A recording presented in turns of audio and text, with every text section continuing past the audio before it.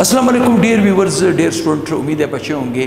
जैसे हमने अल्कीन की फ़िज़िकल प्रॉपर्टीज़ पढ़ी, मेथड ऑफ प्रिपरेशन पढ़ा, अब हम इस स्टेज पे आ गए कि उसकी केमिकल प्रॉपर्टीज़ क्या होगी। आपको ये मैं बता चुका हूँ, अल्कीन की जो केमिकल प्रॉपर्टीज़ है वो अक्सर एडिशन रिएक्शंस परफॉर्म करता है। जैसे सब्स्टिट्यूशन रिएक्शन 3 टाइप्स के हैं, एडिशन भी 3 टाइप्स के हैं, free radical addition reaction, electrophilic addition reaction, nucleophilic addition reaction. ये जो अल्कीन के कंपाउंड है, अगर मैं इनको ऐसे रिएजेंट के साथ रिएक्ट करवाऊंगा जो कि सेम एटमों पे बेस्ड होंगे, तो फिर वो होमोलाइटिक फ्यूजन के थ्रू टूटेंगे और वो फ्री रेडिकल बनाएंगे और फ्री रेडिकल मैकेनिज्म के थ्रू रिएक्शन होगा। देखिए क्या है कैटालाइटिक हाइड्रोजिनेशन। लफ्ज़ क्या है? Catalytic hydrogenation. किस चीज़ का? Of alkyne. ऑफ अल्कीन मतलब अब गौर से सुने, अल्कीन एक कंपाउंड का नाम तो नहीं है। अल्कीन में तो नंबर ऑफ कंपाउंड आते हैं। जैसे मिसाल, इसका पहला कंपाउंड है ईथीन, दूसरा कंपाउंड है प्रोपीन, तीसरा कंपाउंड है ब्यूटीन। ये तो इनिशियल्स कंपाउंड है, ईटीसी। सही, ईटीसी। मतलब कहने का मतलब क्या है, केमिकल प्रॉपर्टीज के अंदर अगर मैं अल्कीन के ईथीन से स्टार्ट करता हूँ, ईथीन अगर कोई रिएक्शन परफॉर्म कर सकता है तो प्रोपीन भी कर सकता है उसी तरह का रिएक्शन, ब्यूटीन भी कर सकता है। It's depend upon condition. Condition का मतलब है टेम्परेचर ज़्यादा कम, प्रेशर ज़्यादा कम या कैटेस्ट ज़्यादा कम हो सकता है। ठीक, इस चीज़ से आप ना घबराएं। ठीक, अब हमने असल में यहाँ पे करना क्या है, सपोज मैं अल्कीन का पहला कंपाउंड लेता हूँ ईथीन। क्या लेता हूँ? ईथीन। मैंने यहाँ पे लिया ईथीन, मैं इस ईथीन को थोड़ा सा खोल रहा हूँ इस तरह। ठीक, ये मेरे पास क्या है? ये अल्कीन का सबसे पहला कंपाउंड है जिसे हम प्यार से ईथीन कहते हैं। ठीक, अब मैं करूँगा क्या, मैं इस ईथीन को हाइड्रोजन के मॉलिक्यूल से रिएक्ट करवाऊंगा। ठीक, और किस चीज़ की मौजूदगी में रिएक्ट करवाऊंगा? प्लाटीनियम या निकल की मौजूदगी में। इस केस में 230 से लेकर 300 डिग्री सेंटीग्रेड अप्रॉक्सीमेटली टेम्परेचर दिया जाता है। 1 to 5 एटमॉस्फेरिक प्रेशर दिया जाता है। इस केस में हमारे पास बनता क्या है? हमारे पास बनता क्या है? गौर से याद रखें, एडिशन रिएक्शन में हमेशा 2 मॉलिक्यूल कंबाइन होते हैं और सिंगल मॉलिक्यूल की फॉर्मेशन होती है। सिंगल, 2 मॉलिक्यूल कंबाइन होंगे, बनेगा सिंगल। जैसे मिसाल, ये 2 मॉलिक्यूल, एक मॉलिक्यूल ये है, एक ये है, मैं इनको इस तरह कंबाइन कर रहा हूँ तो बन क्या रहा है? एक मॉलिक्यूल। तो एडिशन रिएक्शन में अक्सर अनसेचुरेटेड हाइड्रोकार्बन सेचुरेटेड में कन्वर्ट होता है। किसमें? अनसेचुरेटेड हाइड्रोकार्बन सेचुरेटेड में कन्वर्ट होता है। जैसे होगा क्या यहाँ पे देखिए, ये जो कार्बन कार्बन के बीच ये जो डबल बॉन्ड है, पहला है सिग्मा, दूसरा है पाई। ठीक, पाई बॉन्ड लेस रिएक्टिव है as compare to sigma bond. तो सबसे पहले ये पाई बॉन्ड टूटेगा और यहाँ पे होमोलाइटिक फ्यूजन होगी, हाइड्रोजन का मॉलिक्यूल भी टूटेगा। इस कंडीशन में, मतलब कौन सी कंडीशन? प्लाटीनियम या निकल कैटलिस्ट की मौजूदगी में टेम्परेचर हम 230 से 300 डिग्री सेंटीग्रेड टेम्परेचर देंगे, 1 से लेकर 5 एटमॉस्फेयर तक प्रेशर दिया जाएगा। तो होगा क्या? बिल्कुल आसान है, ये हाइड्रोजन इस कार्बन को मिल जाएगा, ये वाला हाइड्रोजन इस कार्बन को मिल जाएगा। तो अब जरा सोचो, अगर मैं इस पाई बॉन्ड को तोड़ूं और ये एक हाइड्रोजन एक को दूं, एक हाइड्रोजन दूसरे को दूं, तो मेरे पास कंपाउंड बन जाएगा C, यहाँ पे हो जाएगा 3, यहाँ पे हो जाएगा 3। इसका मतलब है मेरे पास क्या बना? ईथेन। ईथीन से मैंने क्या बनाया? ईथेन। ठीक, अब हम इसको डिफाइन कैसे करते हैं? हम यहाँ पे बिल्कुल आसान लैंग्वेज में से डिफाइन करेंगे। हम कहेंगे when ethene molecule reacts with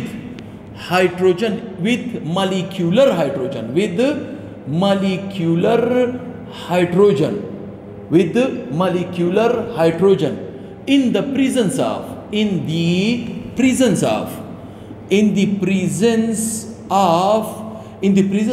platinum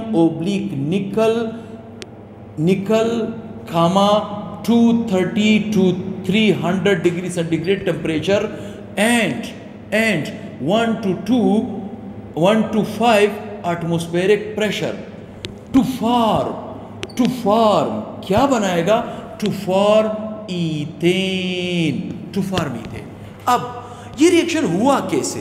जैसे मैंने कहा कि 2 कार्बनों के बीच अगर डबल बॉन्ड था, एक सिग्मा दूसरा पाई, पाई बॉन्ड को अगर वो दोनों एटम सेम थे तो उसको इलेक्ट्रोफाइल तोड़ सकता है, और अगर दो एटम में फर्क था वो पाई बॉन्ड न्यूक्लियोफाइल तोड़ सकता है, लेकिन मैं इस मॉलिक्यूल के अंदर इस पाई बॉन्ड को तो तोड़ रहा हूं इन कंडीशंस की मौजूदगी में, ठीक। लेकिन यहां पे जो रिएजेंट मैं ले रहा हूं, ये वाला रिएजेंट हाइड्रोजन मॉलिक्यूल जो मैं ले रहा हूं, ठीक, ये हाइड्रोजन मॉलिक्यूल हेट्रोन्यूक्लियर नहीं है, होमोन्यूक्लियर है। होमोन्यूक्लियर का मतलब है सेम एटम्स है। जब सेम एटम्स पहले टूटेंगे तो फ्री रेडिकल बनेगा। इसका मतलब क्या है? इसका मतलब है कि ये रिएक्शन एडिशन रिएक्शन जरूर है, लेकिन कौन सा एडिशन रिएक्शन है? फ्री रेडिकल एडिशन रिएक्शन, ठीक। This reaction is goes under the process of free radical addition reaction. This reaction goes under the free radical addition reaction। ये चीज़ आपके जहन में हो, कि जब मैं एडिशन रिएक्शन की बात करूंगा, किसकी बात करूंगा? एडिशन रिएक्शन की बात करूंगा। जब मैं एडिशन रिएक्शन की बात करूंगा तो आपके जहन में एकदम एक लफ्ज़ आना चाहिए कि जनाब एडिशन रिएक्शन में अक्सर अनसेचुरेटेड हाइड्रोकार्बन किस में कन्वर्ट होता है? सेचुरेटेड हाइड्रोकार्बन्स में कन्वर्ट होता है। कहने का मतलब क्या है कि carbon carbon double bond, carbon carbon triple bond, carbon carbon double bond, carbon carbon triple bond किस में कन्वर्ट होगा? कार्बन कार्बन सिंगल बॉन्ड में। किस में कन्वर्ट होगा? कार्बन कार्बन सिंगल बॉन्ड में। और इसी रिएक्शन को जब हम इंडस्ट्रीज में करते हैं तो आपने अक्सर देखा होगा, इंडस्ट्रीज में हम रूटीन में कहते हैं कि वेजिटेबल ऑयल से हम वेजिटेबल घी बनाते हैं थ्रू हाइड्रोजनेशन, ठीक। हम क्या करते हैं कारखाने वगैरह में, या यू कैन से इंडस्ट्रीज में, हम लेते हैं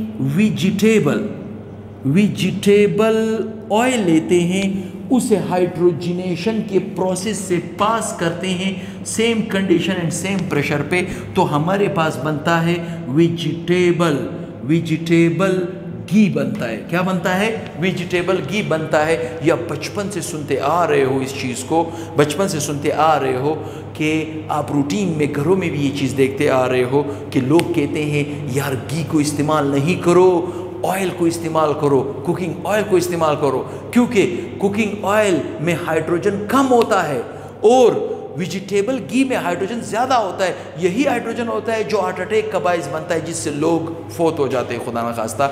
ये था आपके पास सबसे पहला रिएक्शन, कैटालाइटिक हाइड्रोजनेशन। अब आती है दूसरी तरफ, हेलोजिनेशन ऑफ अल्कीन।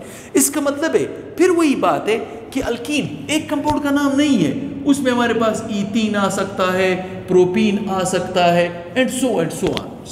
बहुत से कंपाउंड का सामना हम कर सकते हैं।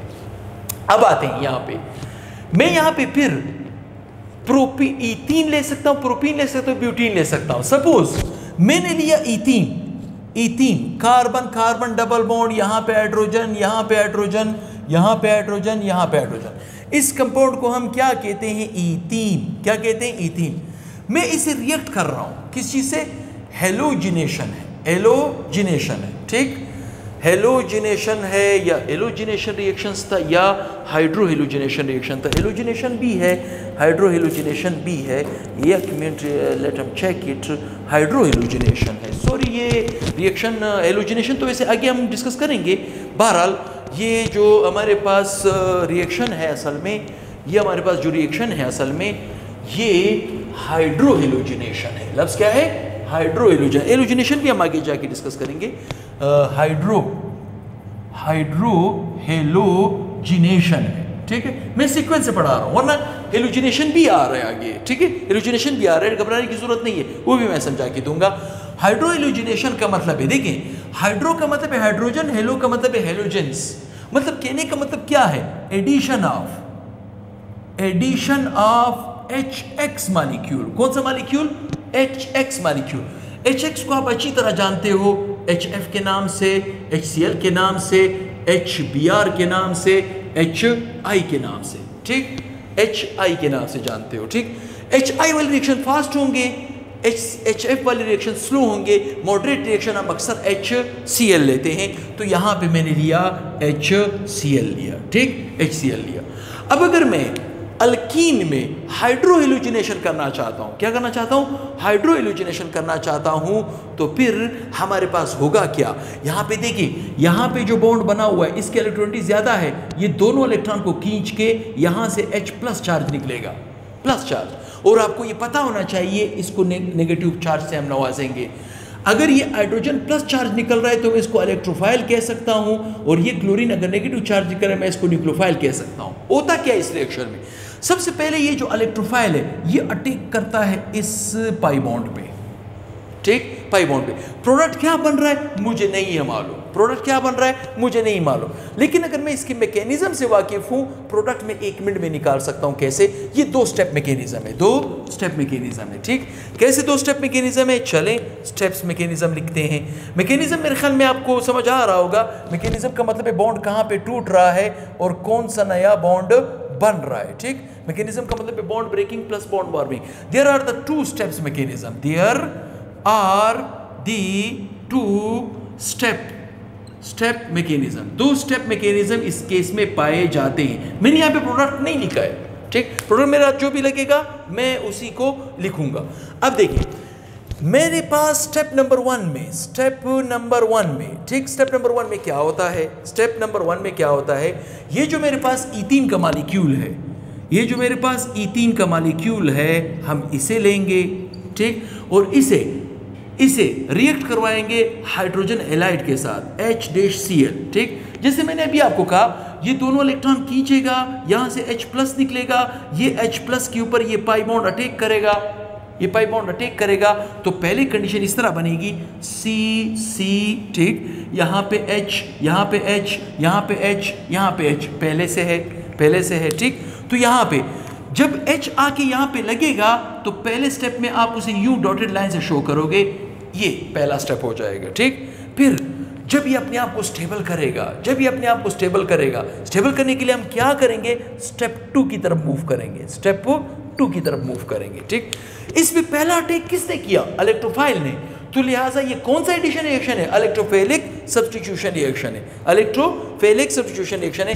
अब मैं उसी मॉलिक्यूल को ले रहा हूँ C, यहाँ पे H, यहाँ पे H, यहाँ पे H, यहाँ पे H, ठीक, डॉटेड लाइन H, ठीक। अब होगा क्या, अब यहाँ पे जो क्लोराइड बना है, अच्छा यहाँ पे मैंने क्लोराइड नहीं लिखा, ये क्लोराइड निकल गया, ठीक है, HCl जब टूटेगा तो क्लोराइड निकलेगा, यहाँ पे मैं लूंगा क्लोराइड। अब होगा क्या, ठीक, ये जो है यहाँ पे देखिए, यहाँ पे जो बॉन्ड बना था, एक इलेक्ट्रॉन इसका था, एक इसका था, ये टोटल बॉन्ड जो है वो इंक्लाइंड हो जाएंगे इस तरफ, इसके पास इसको मिल जाएगा पार्शियल पॉजिटिव चार्ज, और ये नेगेटिव इसके ऊपर अटैक कर देगा। तो आपके पास कुछ कंडीशन इस तरह बनेगी, लाइक देखें, ये आपके पास है कार्बन, यहाँ पे कार्बन, यहाँ पे H, यहाँ पे H, यहाँ पे H, सपोज मैंने इस कार्बन को प्रोवाइड किया, ठीक, तो क्लोरीन इसके पास आ जाएगा, ठीक। अब ये कंपाउंड आपके पास बन चुका है, तो इस कंपाउंड को मैं यहाँ पे लिख रहा हूँ, देखिए C के साथ कितने H है, CH3 डैश, ठीक है, फिर इसके पास CH2 है, फिर Cl है, ये आपके पास क्या बन रहा है, ये बन रहा है जनाब इथाइल क्लोराइड। क्या बन रहा है, इथाइल क्लोराइड, मतलब ईथीन से हम इथाइल क्लोराइड बना सकते हैं थ्रू व्हाट, हाइड्रो हेलोजिनेशन। अब क्या मैं इसके ऊपर मटेरियल नहीं लिख सकता, बिल्कुल लिख सकता हूं, मैं कहूंगा व्हेन ईथीन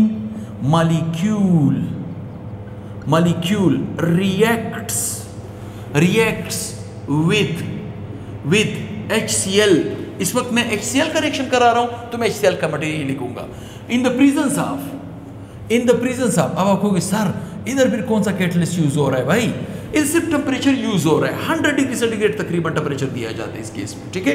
तो मैं कहूंगा in the presence of 100 degree centigrade temperature to form what, ethyl chloride, जिसे हम क्लोरोईथेन कहते हैं। क्या कहते हैं, क्लोरोईथेन, आयुर्वेदिक नाम इसका क्या है, क्लोरोईथेन कहते हैं, ठीक।